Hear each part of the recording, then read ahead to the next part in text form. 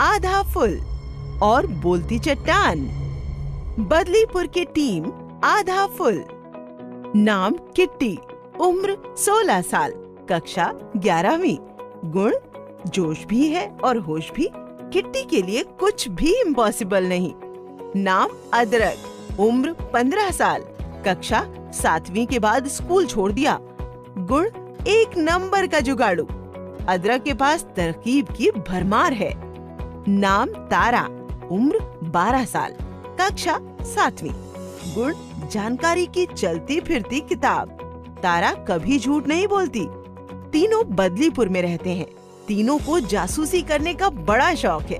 बदलीपुर में कुछ भी होता है तो तीनों पहुंच जाते हैं केस को सुलझाने। इन तीनों ने मिलकर एक टीम बनाई है जिसका नाम है आधा फुल। सब लोग कहते थे कि बदलीपुर की पहाड़ी वाली चट्टान में एक दानव रहता है। एक दिन उसी चट्टान पर कुछ लिखा मिला। आज चट्टान दानव बोलेगा। किसी ने मजाक में किया होगा। चट्टान दानव तो बस कहानियों में होता है ना। हमारी दादी कहती थी कि इस पहाड़ी में एक दानव रहता है। बदलीपुर वालों, मैं चट्टान दानव हूँ। मैं सबको खा जाऊंगा। चट्टान दानव को बोलता सुन सब डर गए। नहीं, हमने क्या बिगाड़ा? हमें छोड़ दो। मैंने तो कुछ नहीं किया, मुझे जाने दो। हमें छोड़ दो, मत मारो। छोड़ दूंगा, लेकिन एक शर्त पर। क्या शर्त? सवाल पूछूंगा 4। अगर गलत जवाब आया एक भी बार तो बर्बादी के लिए रहना तैयार। जाने क्या पूछेगा? आज तो शामत आई। ये सुनकर सब बच्चे किट्टी के पास आए। अदरक कहाँ है? सिर्फ वही जवाब दे पाएगा, क्योंकि वही इतना बहादुर है। क्या तुम्हें याद नहीं है? ये सब स्टीरियोटाइप्स हैं। लड़के और लड़कियां दोनों एक बराबर होते हैं। लड़कियां वो सब बहादुरी और बुद्धिमानी से कर सकती हैं जो लड़के कर सकते हैं। बोलो, मंजूर है? और कोई चारा भी नहीं है। हाँ, मंजूर है। फिर चट्टान दानव ने सवाल पूछना शुरू किया। फिल्मों का हीरो लंबा, गोरा, बॉडी वाला होता है। हीरोइन लंबे बाल, बेदाग चेहरा, गोरे रंग वाली होती है। क्या सब लड़कों को हीरो जैसा और लड़कियों को हीरोइन जैसा ही होना चाहिए? सब जवाब सोचने लगे। आप क्या सोचते हैं?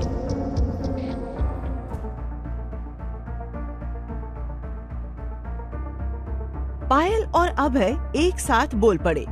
हमें पता है इसका जवाब।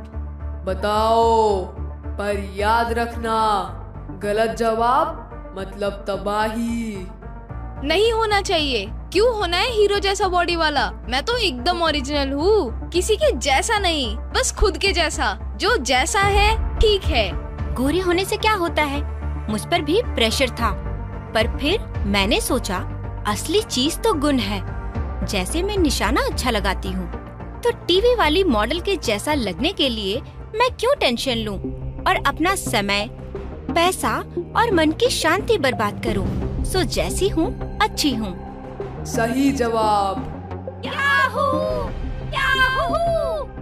अभी 3 सवाल बाकी हैं। पूछो। विज्ञापनों और फिल्मों में दिखने वाले हीरो ऐसे क्यों दिखते हैं? मेकअप के कारण, ताकि अच्छे दिखकर विज्ञापन के जरिए अपना माल बेच सकें। लेकिन ये तस्वीरें जो दिखाती हैं, वो सच नहीं होता और उनमें काफी बदलाव लाया जाता है। उनकी तरह दिखना संभव नहीं है, इसलिए हमें उनके जैसा दिखने की कोशिश नहीं करनी चाहिए। सही जवाब। शाबाश रानू, तूने तो आज बचा लिया सबको। चैंपियन निकली तू तो। ये बात तो तुमने ही सिखाई थी किट्टी। खामोश। अब अगला सवाल सुनो। राम ने श्याम को देखा और सोचा, वाह क्या बॉडी है, क्या बाल हैं, मेरे तो ऐसे नहीं है। क्या राम को ऐसी तुलना करनी चाहिए? बोलो। सुनो चट्टान दानव, मैं भी हमेशा अपनी तुलना खूबीलाल से करता था और सोचता था कि मुझ में कुछ कमी है। मैंने सोचा मैं खूबीलाल से खुद की तुलना क्यों करूं और उदास रहूं। रंग रूप की तुलना करना व्यर्थ है। मैं जैसा हूँ ठीक हूँ, अपने में खुश हूँ। विवेक तो अलग कहानी सुना रहा है, जवाब तो दिया ही नहीं। आपके अनुसार क्या विवेक सही कह रहा है?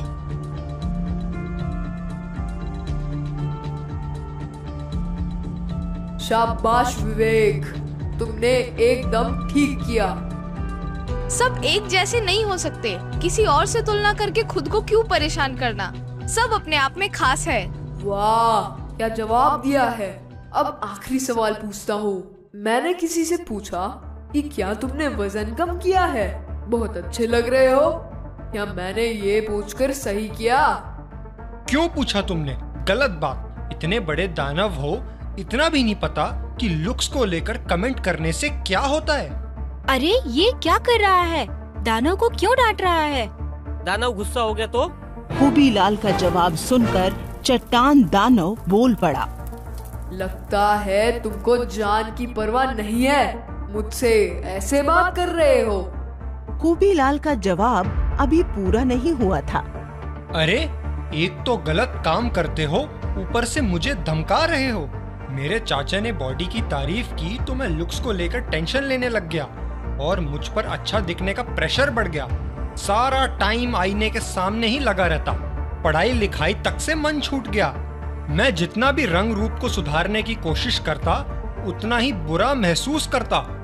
यहाँ तक कि चाचा का कमेंट सुनकर अदरक भी अपने लुक्स को लेकर परेशान हो गया। पर जल्द ही अकल आ गई। दोबारा जब किसी ने लुक्स पे अच्छा या बुरा कमेंट किया तो मैंने उसे टोका और ऐसा करने से मना किया। तो चट्टान दानव, तुम भी लुक्स को लेकर ना अच्छा ना बुरा कैसा भी कमेंट मत करना। तू तो गजब लड़का है रे। सवाल के जवाब में पूरी कहानी सुना दी। एकदम सही बात कही।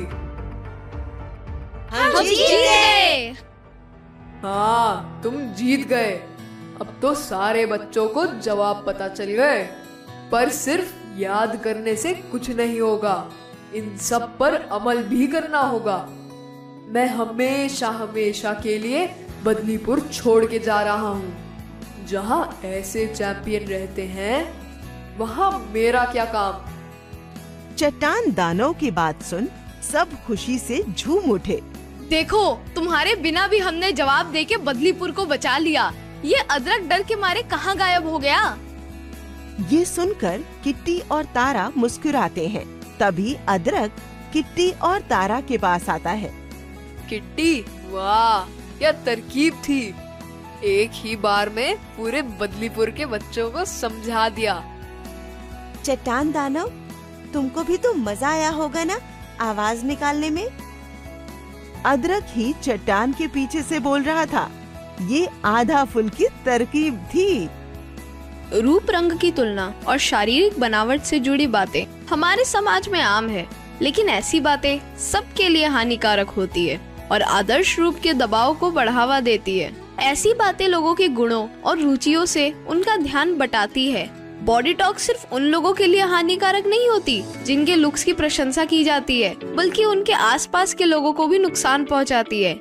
जैसे उनको लगने लगता है कि उनमें कुछ कमी है, जिसकी वजह से वो अपना सारा समय लुक्स की चिंता में बिता देते हैं। हमारी आपकी प्लानिंग से पूरे बदलीपुर के बच्चों के मन से लुक्स की टेंशन खत्म हो गई। आधा फुल जिंदाबाद। कहानी की सीख। इस कहानी से आपने क्या सीखा? स्टीरियोटाइप्स वर्षों से चले आ रहे हैं और सामाजिक होते हैं। ये लड़के और लड़कियों दोनों के लिए हानिकारक होते हैं और उन्हें जीवन में आगे बढ़ने से रोकते हैं। ये जरूरी है कि लड़के और लड़कियां दोनों को आगे बढ़ने के लिए समान अवसर दिए जाएं। टीवी और विज्ञापनों में दिखाए गए आदर्श रूप के कारण हम उनकी तरह दिखने की कोशिश करते हैं, जिससे हम दबाव महसूस करते हैं। जो हम टीवी और विज्ञापनों में देखते हैं वो इसलिए दर्शाए जाते हैं ताकि हमें अपने और अपने लुक्स के बारे में बुरा लगे और हम वो सारी चीजें खरीदें जिससे हमें लगता है कि आदर्श रूप को प्राप्त किया जा सकता है। इसलिए हम जो भी टीवी और विज्ञापनों में देखते हैं उससे हमें अपनी तुलना नहीं करनी चाहिए, क्योंकि जो भी हम देखते हैं वो सच नहीं होता है और उसे पाया नहीं जा सकता है। उससे सिर्फ समय, पैसा और मन की शांति व्यर्थ होती है। रूप रंग की तुलना और शारीरिक बनावट से जुड़ी बातें हमारे समाज में आम हैं, लेकिन ऐसी बातें सबके लिए हानिकारक होती हैं और आदर्श रूप के दबाव को बढ़ावा देती हैं। ऐसी बातें लोगों के गुणों और रुचियों से उनका ध्यान बटाती हैं। बॉडी टॉक सिर्फ उन लोगों के लिए हानिकारक नहीं होती जिनके लुक्स की प्रशंसा की जाती है, बल्कि उनके आसपास के लोगों को भी नुकसान पहुंचाती है। जैसे उनको लगने लगता है कि उनमें कुछ कमी है, जिसकी वजह से वो अपना सारा समय लुक्स की चिंता में बिता देते हैं।